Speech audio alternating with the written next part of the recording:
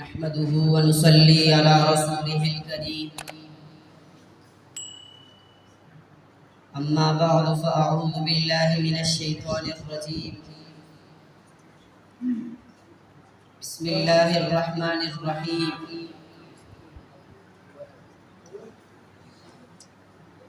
چلتا ہے خنجر تو چلے میری رگوں پر،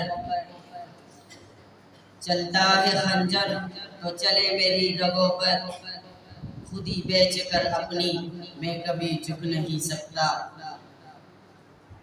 مٹنے کو تو یہ دنیا بھی مٹ سکتی ہے لیکن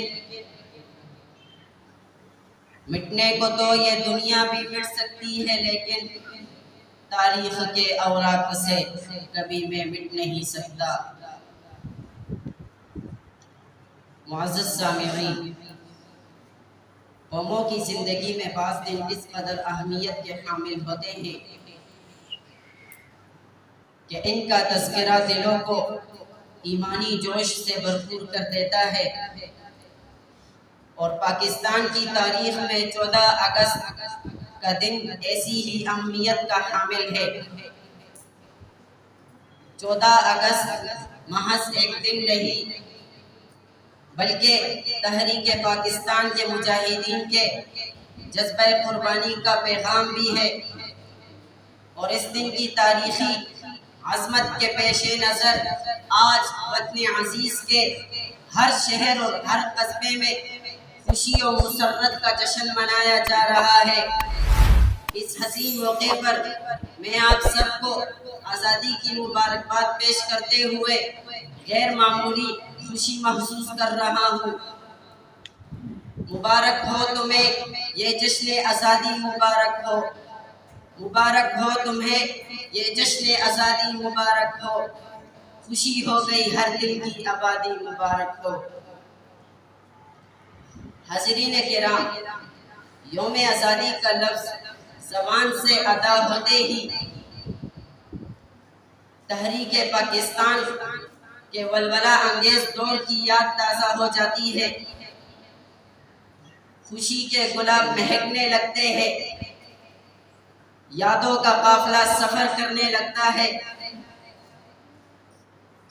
پھر وہ دور تصور میں ابھرنے لگتا ہے کہ جب بر صغیر کے مسلمان اپنے عزم و حوصلے سے اپنے مستقبل کی عمارت تعمیر کر رہے تھے۔ وہ دور مسلمان کے لیے بے پناہ کٹھن اور مشکل تھا۔ ایک طرف انگریز تھا جو سینکڑوں برس سے حکومت کرنے کے منصوبے بنا رہا تھا، اور دوسری طرف ہندو تھا جو مسلمانوں سے ہزاروں برس کی غلامی کا بدلہ چکانے کی سوچ رہا تھا۔ اور ان کے علاوہ ایسے کم اندیش مسلمان بھی تھے کہ جنہوں نے نظریہ اسلام سے منہ موڑ کر ہندو سے تعاون کرنے لگے۔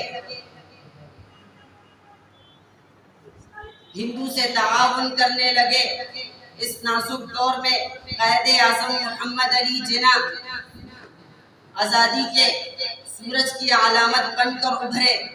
آزادی کا وہ سورج جس کے دیکھتے ہی دیکھتے غلامی کی تاریکیوں کا طلسم توڑ دیا، اور آزادی کی روشنی سے ماحول جگمگانے لگا۔ قائد اعظم محمد علی جناح کی قیادت بلا شبہ قدرت کا بہت بڑا انعام تھا۔ وہ قائد اعظم جس نے باطل کے سامنے جھکنا نہیں بلکہ جھکانا سیکھا تھا۔ وہ قائد جس کے لوہے نے ہی لوہے کو کاٹا، اور جس کا کردار صحیح معنوں میں مدون کا کردار تھا۔ قائد اعظم نے ملت اسلامیہ کی یوں نہ خدائی کی کہ قوم نے صدیوں کا فاصلہ برسوں میں طے کر لیا، اور پھر 14 اگست 1947 کو چشم فلک نے یہ ایمان افروز منظر دیکھا کہ انگریز کا اقتدار حرف غلط کی طرح مٹ چکا تھا، اور ہندو سامراج دشمنی میں ناکام ہو گئی، مسلم دشمنی میں ناکام ہو گئی، اپنے زخم چاٹ رہا تھا۔ اور ہمارے محبوب قائد اپنے تمام حریفوں کو شکست پاش دے چکا تھا اور دنیا پاکستان کے وجود کو سلام عقیدت پیش کر رہا تھا۔ حاضرین کرام، تحریک پاکستان کی اصل قوت دو قومی نظریہ اسلامی تھی، جس نے بر صغیر کے مسلمان کو ایک پلیٹ فارم پر جمع کر دیا اور فضائے پاکستان کا مطلب کہا۔ لا الہ الا اللہ کی جوشی نعروں سے گونج رہی تھی۔ یہ کہنا بے جانا ہوگا، مگر نظریہ اسلام پاکستان کی حقیقی بنیاد ہے۔ اگر ہم چاہتے ہیں کہ پاکستان ہر لحاظ سے بلند اور خوشحال ہو، تو ہم نے پاکستان کی اس کے نظریاتی بنیادوں کو مضبوط بنانا ہوگا۔ اسلام پاکستان کے لیے مقدر بھی ہے اور اس کے تابندہ مستقبل کی ضمانت بھی ہے۔